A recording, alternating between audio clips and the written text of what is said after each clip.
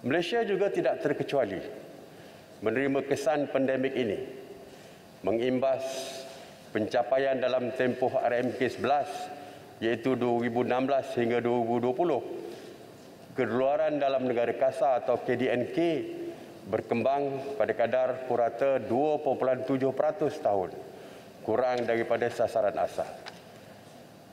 Ini disebabkan penguncupan ketara sebanyak 5.6% pada tahun 2020.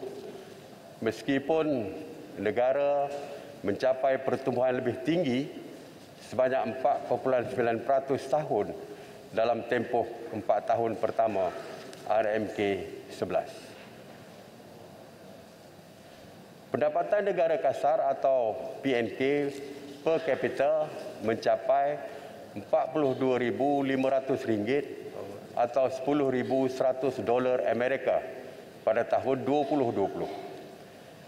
Nilai ini adalah 20% lebih rendah daripada ambang pendapatan untuk mencapai status negara berpendapatan tinggi. Dalam RMK ke-11, kerajaan telah membelanjakan sebanyak RM248.5 bilion untuk tujuan pembangunan. Ini merangkumi perbelanjaan untuk sektor ekonomi sebanyak 58%, sosial 26%, keselamatan dan pertahanan 11% dan pentadbiran am 5%. Bagi sektor ekonomi, perbelanjaan terbesar adalah untuk penyediaan infrastruktur dan utiliti asas. Daripada perbelanjaan ini, sebanyak 46% diagihkan kepada 6 negeri yang memerlukan lebih tumpuan, iaitu Kedah, Kelantan, Perlis, Sabah, Sarawak dan Terengganu. Pandemik COVID-19 juga telah menjejaskan kedudukan keuangan negara. Pada tahun 2020, defisit fiskal melebar kepada 6.2% daripada KDNK. Jumlah hutang statutory kerajaan persekutuan berada pada tahap 57.9% pada KDNK.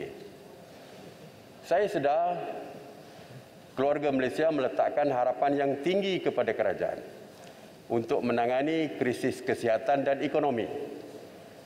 Kerajaan banyak menerima cadangan daripada orang ramai, rakan-rakan yang berhormat ahli-ahli parlimen dan kerajaan negeri. Namun oleh kerana keperluan yang amat besar untuk melindungi nyawa dan kehidupan, pada tahun 2020 dan 2021, ruang bagi melaksanakan projek pembangunan adalah amat terhad. Keadaan ini dijangka berterusan sehingga tahun hadapan. Oleh itu, peruntukan pembangunan kerajaan lebih ditumpukan kepada projek sambungan.